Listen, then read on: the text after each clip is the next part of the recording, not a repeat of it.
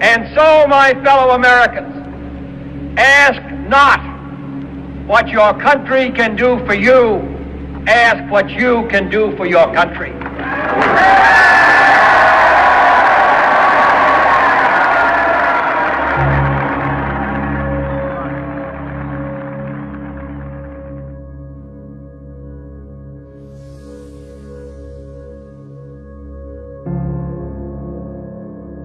We live in the greatest country in the world. A country that was created to give every person an equal voice. A country that believed and respected its citizens. But things are much different now. This once great country of ours has lost its way. Controlled only by a few, whose greed is unparalleled. We are quickly becoming a country that consists of the haves and the have-nots. A country where the rights of its citizens are becoming a distant memory. But through all the uncertainty, there is a solution. And this year, 2013, is the year that will change the history of our country forever.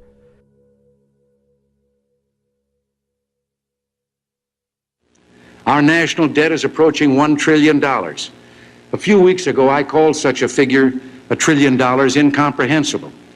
And I've been trying ever since to think of a way to illustrate how big $1 trillion really is. And the best I could come up with is that if you had a stack of $1,000 bills in your hand, only 4 inches high, you'd be a millionaire. $1 trillion would be a stack of $1,000 bills 67 miles high.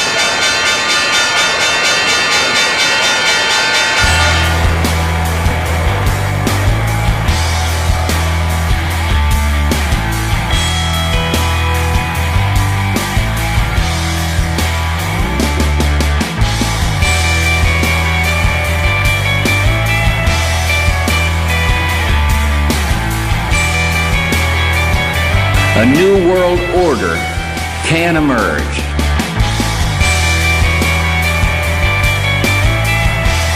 Auto sales are way up. Home sales at a record high. Business investment in equipment is growing at 7 times the rate of the previous 4 years. Shares opened at $9 and jumped to $97 on its first day of trading. I saw stocks go up 30 and 40 points a day. If you don't get on this technology boom, you're going to just be left in the dust. You're going to miss the whole thing. It means we use the mighty muscle of the federal government in combination with state and local governments to encourage owning your own home. In this amazing world of instant global communications, the free and efficient movement of capital is helping to create the greatest prosperity in human history. Real estate could be the key to your future. The houses are selling like hotcakes. Yeah, that makes 12 straight months of positive sales. Houses with no money down. Another house with no money down. 3 cars, 2 motorcycles, a boat, clothes, jewelry, vacations. It all came tumbling down. This is an extraordinary period for America's economy. Over the past few weeks, many Americans have felt anxiety about their finances and their future. Credit markets have frozen. Major financial institutions have teetered on the edge of collapse, and some have failed. The Dow traders are standing there watching in amazement, and I don't blame them. It was the worst day on Wall Street. Can't look at it after you buy it. It's so horrible. The stock market is now down 21%. This market is as volatile as you'll ever see. I have never live looked at the Dow Jones Industrial Board and seen a 600-point loss. Let's talk about the speed with which we are watching this market deteriorate. This was 1 week, Maria. This market took 5 years to go higher. It's now down 40%. We haven't seen anything like this probably since the Great Depression, I think it's fair to say. Life, as most Americans know it, is about to change. The impact of this recession is real, and it is everywhere. We're in the last days of this country surviving. This is not a recovery, it's merely a cover-up. People are disgusted, people are upset, and yet all the news is sunny. The economy is not recovering, it's getting sicker. We are repeating the mistakes of the Great Depression. We need to bring production back to America. There's not going to be a middle class in 10 years. The class division is between the top 1% and everybody else. CEO pay soars while workers' pay stalls. Food inflation. Gas goes up, milk goes up, trains go up. How am I supposed to live? We're going to have a collapse much worse than 2008, but unfortunately, that's part of the cure. We have serious structural imbalances that need to be corrected.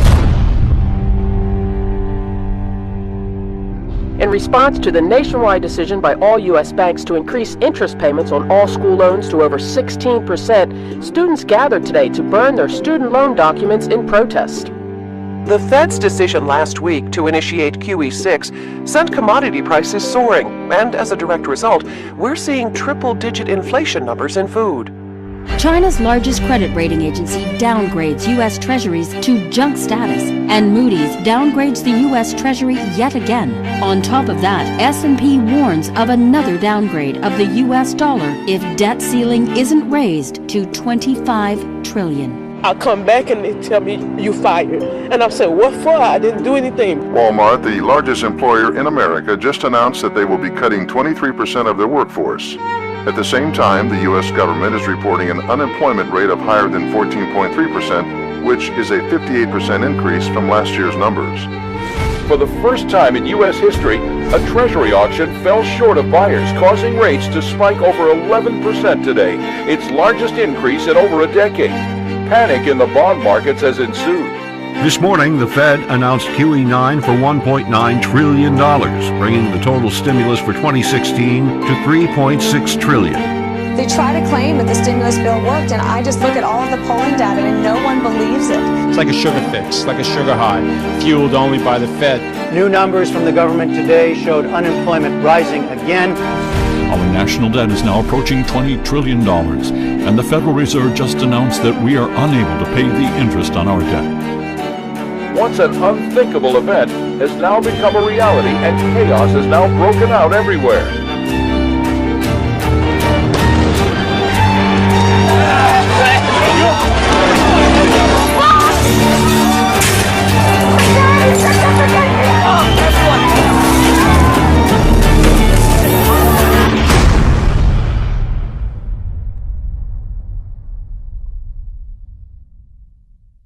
The future of our country doesn't have to look like that. The economic disease that is threatening to destroy our country is something that can no longer be ignored by any of us. Because the problem doesn't just affect a few people anymore. It affects every social class in America. However, there is a solution. But in order for it to work, you need to pay attention. Our economy, a complex creature that seems too sophisticated for many Americans to understand, is exactly how Wall Street and the financial elite want to keep it. The less you know, the more they get away with. And we don't have to look back too far from today to see it firsthand. If you remember the savings and loan scandal of the early 80s, which cost U.S. taxpayers over $124 billion, and at the time was viewed as an unthinkable amount to be used to bail out bankers who preyed upon innocent Americans, well, that figure pales in comparison to the financial crisis we just experienced. The economic collapse of 2008 was the worst since the Great Depression, and according to a new report from Better Markets, a pro-financial reform organization, the crisis cost Americans over $12.8 trillion. Tens of millions of Americans also lost their savings, their jobs, and their homes. The savings and loan crisis, which was infinitely smaller, resulted in thousands of executives going to jail for committing fraud against the American public. When trillions of dollars were lost as a direct result of the 2008 crisis, not one executive was sent to jail, and not one has been held accountable. The corruption in Washington has reached epic levels thanks to the financial sector's employment of over 3,000 lobbyists, more than 5 for each member of Congress. Even when taxpayer money was used to bail out these institutions who caused irreparable damage to our country, they refused to give us full transparency on who was receiving our hard-earned dollars. So my question to you is, will you tell the American people to whom you lent $2.2 trillion of their dollars? Will you tell us who got that money and what the terms are of those agreements? Hundreds and hundreds of banks, any bank or that has access to the U.S. Federal Reserve's discount. Will you tell us who they are? No. Recently, Frontline produced a must-see documentary called The Untouchables, which investigated why Wall Street's leaders have escaped prosecution from any fraud related to the sale of bad mortgages. I was really upset about what went on Wall Street that brought about the financial crisis. Not only almost destroyed the financial system of the United States, almost destroyed the financial system of the world. That doesn't happen if there isn't something bad going on. But today, more than 4 years since the financial crisis of 2008, there have been no arrests of any senior Wall Street executives. The Justice Department has indicted something like 2,000 to 3,000 people that were making the loans, the loan originators. Right. Shooting fish in a barrel, that's what that is. No bankers have gone to jail. Yeah. Does that surprise you? No, it doesn't surprise me. In order to begin to understand how this could happen in one of the greatest countries in the world, we need to go back to the 1970s. During this time is when we begin to see an extraordinary expansion of wealth to the top 1% and a major inequality gap develop. Currently, the wealth disparity in America is worse than it has ever been and is now higher than any developed country. For the first time in history, average Americans have less education and are less prosperous than their parents. Now, the top 1% of Americans control over 40% of all the wealth in the U.S., and they control an aggregate net worth that is greater than the bottom 90% of individuals combined. To fully understand this historic wealth transfer, it's important to look at a chart of the money supply in America during this time. What this chart represents is how many U.S. dollars there are in existence. As you can see, in the 1970s, we see an enormous increase in U.S. paper dollars that exist. As we get closer to present day, we begin to see the explosion in currency creation due to the recent bailouts of the financial sector. The expansion of dollars in circulation may sound like a good thing to you, but it's not. It's simply a supply and demand equation, so don't let this confuse you, and don't be intimidated by it. If there's too much of something, its value becomes less. The more money that is being printed, the less your money is worth. The less your money is worth, the more expensive things are around you. This is called inflation. And as a result, things like food, gas, clothes, and healthcare become a larger and larger portion of your monthly expenses. This is why the poor and middle class are affected the most by inflation. If the dollar's value is destroyed when more money is printed, then who wins when this happens? In a financial system that is engineered to make the rich even richer and the average stay the same, the only people who can benefit in a country that is destroying its own currency are the financial elite of the country. The Washington Post found the following. Since the 1970s, the median pay for executives at the nation's largest companies has more than quadrupled, even after adjusted for inflation. Over the same period, pay for a typical non-supervisory worker has dropped more than 10%. The abuse of our financial system has been ongoing for decades, but it has never been as blatant as it was during the 2008 collapse. As the currency supply reached extreme levels, money was flowing around the financial system like water. The elite banking institutions took full advantage of this opportunity and created enormous amounts of wealth for themselves and their companies. And in the end, when the music stopped, the taxpayer was left holding the bag, and they walked away with trillions in bonuses and pay packages. Stan O'Neill, for example, the CEO of Merrill Lynch, which was on the brink of failure before it was acquired by Bank of America, received $90 million. After driving his firm into the ground, Merrill Lynch's board of directors allowed him to resign, and he collected $151 million in severance. O'Neill's successor, John Thain, was paid $87 million in 2007, and in December of 2008, 2 months after Merrill was bailed out by U.S. taxpayers, Thain and Merrill's board handed out billions in bonuses.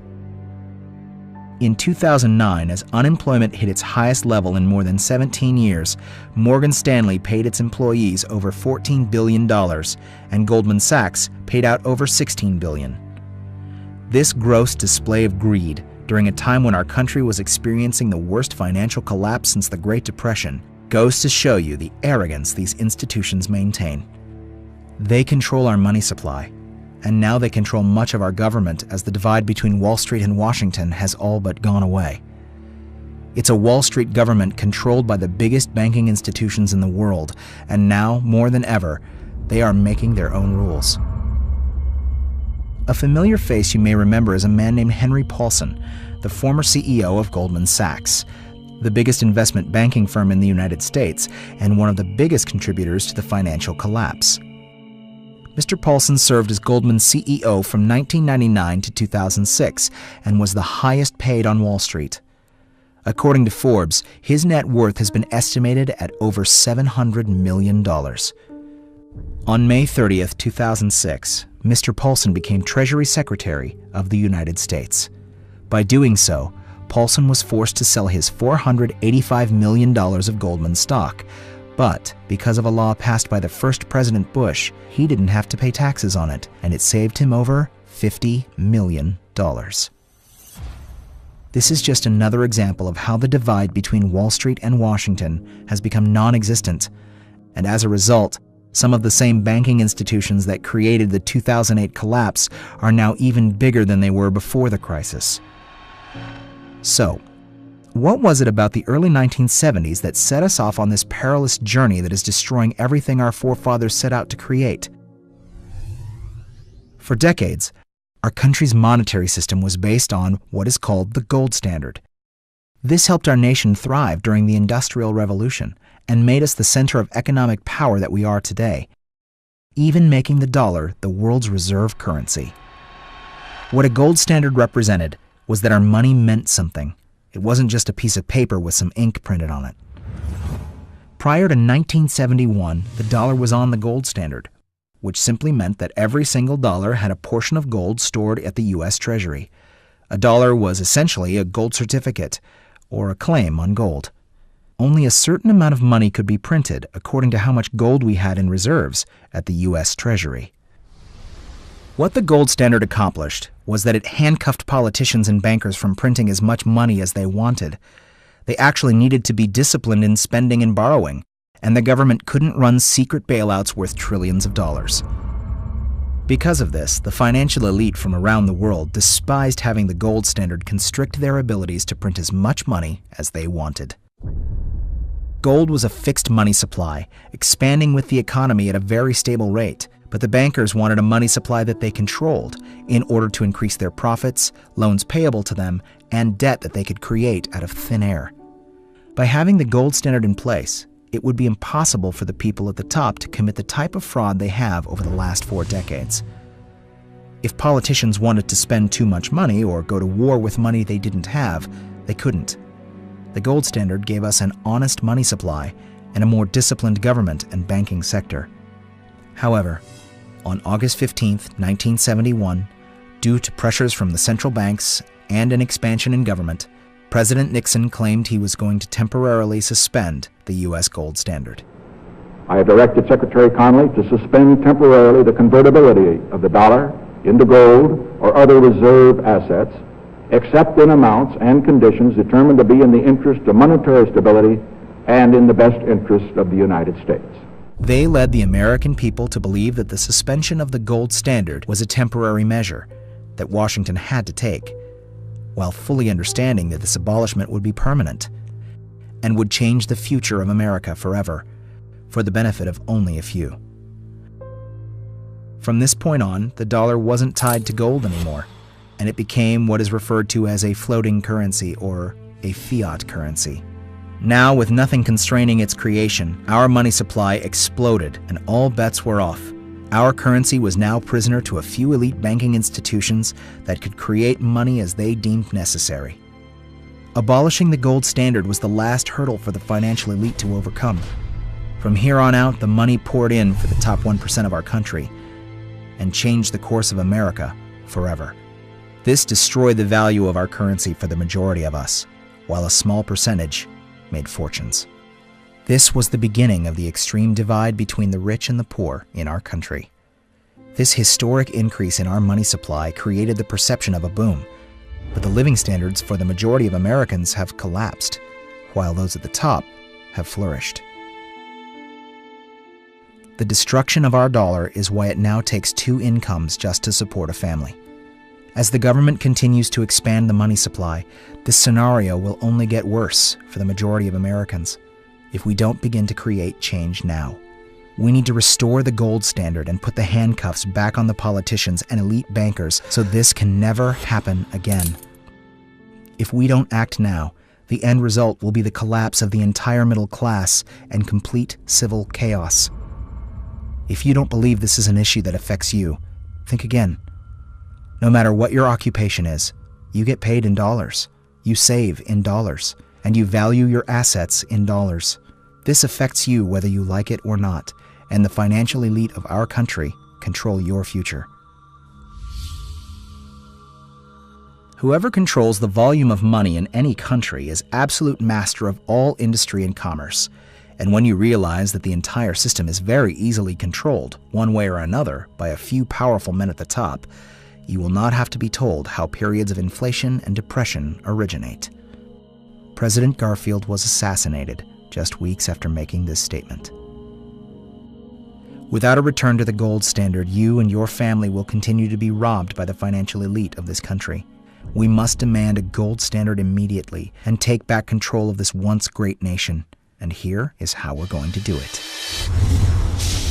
On September 4th, 2013, we are going to deliver to the steps of Congress the biggest petition this country has ever seen that demands the return to the gold standard. This petition will be located at goldstandard2013.org and will be signed by millions of Americans just like yourself.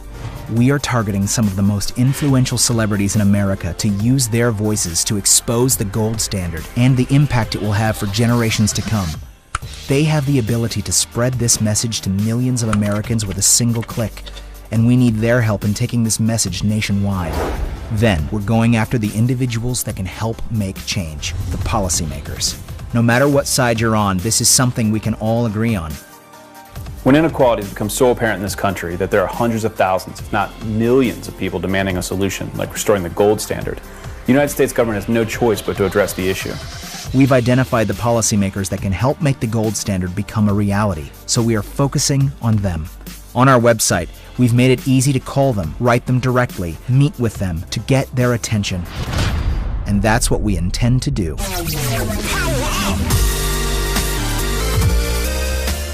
With your help, we will stop this from happening, and we will do it this year, 2013.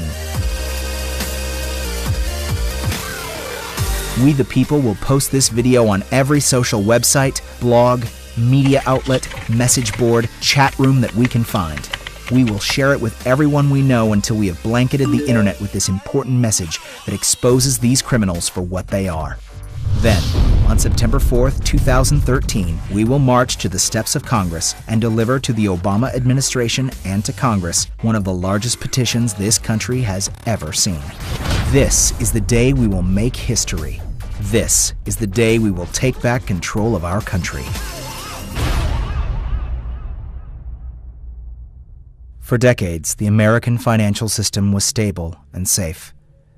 But then something changed.